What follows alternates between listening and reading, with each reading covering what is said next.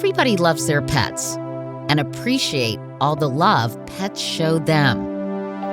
And while for many people dogs are life-changing, for some, they are life-saving. Ready? Push. Yes, good boy. Although some dogs are bred for success, they aren't born ready to serve.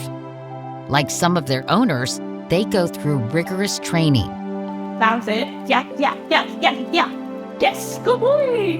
Which sometimes begins in unexpected places. Patti, hi. Hi. Katie Couric. Oh, nice to meet you. Nice to meet you as well. I'm so happy to see you, especially on this beautiful fall day. It is beautiful. We're here at the University of Delaware, and one of the reasons we came here is they have students raising puppies for canine companions, and you also Yes. were a puppy raiser, but in a very different place, right? Very different. I was incarcerated with a 20-year prison sentence, and I really was extremely depressed and didn't really know what I was going to do for 20 years. And I heard some people talking about you can actually raise dogs in prison, which I didn't believe. But I got myself transferred to the prison that you can raise the dogs at. At the Gadsden Correctional Facility in Florida, right? Yes. If you can imagine like a warehouse with 4 rows of bunk beds, metal bunk beds, and the dogs are in a 42-inch kennel at the end of your bed.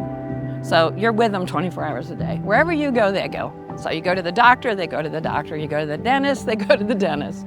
And they start you off with an older dog. So that was Yasmer. I started with Yasmer. And after that, it was right around Christmas time I got a puppy. I couldn't believe it. Poe, I'll never forget. For Christmas. For Christmas, I got a black lab cross, golden retriever and Labrador retriever, yeah. The recidivism rate is very low for people nationwide who participate in this program. I'm curious why you think that is. Okay, so I was 50 when I was incarcerated, so I'd already had a career and I'd been working my whole life. But I ran into a lot of women that were 30 years old, never had a job in their life, never had a responsibility. And you give them a puppy to raise, and it's like purpose and structure. You have to be up 7 o'clock, go to dog training. You have to exercise your dog. And all of a sudden one day you realize, I'm doing a good job. And when you first get to prison, there's a lot of negativity. A lot of shame. A lot of shame. Families back away, your friends back away. So if people leave prison feeling like they're doing something positive, it doesn't erase what you did, because you have to be held accountable, and I believe that. But it like puts a comma after it. Yes, I did this and I went to prison for 20 years. However, I also, while I was there, raised a lot of dogs. I did a lot of positive things. For me, every dog that I could train was my way of giving back. I'm curious, Patti, how many puppies did you raise during the course of your time there? I think around 16. Wow. Yeah, it was a lot.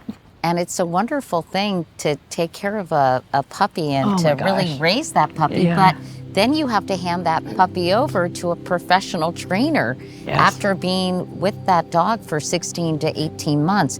That must be really hard. The first one was bad. The first one I broke down in the parking lot. I mean, I was bawling my eyes out. Afterwards, I got better at understanding. Dogs that are born into service work, they're working animals. They have a job to do, and they're not going to be successful, just like I wasn't going to be successful unless I did exactly what I had to do. The dog's not going to be successful either. So you're not really able to keep up with your dogs and whatever happened to Poe and to the other dogs? Not when you're incarcerated, no. It must be gratifying to know that these dogs you cared for are really helping people. It is gratifying. It's just hard to imagine. You know what I mean? I mean, you know it, and people are telling you, and you feel great. You just wish you could see it, or you wish you could be a part of it later.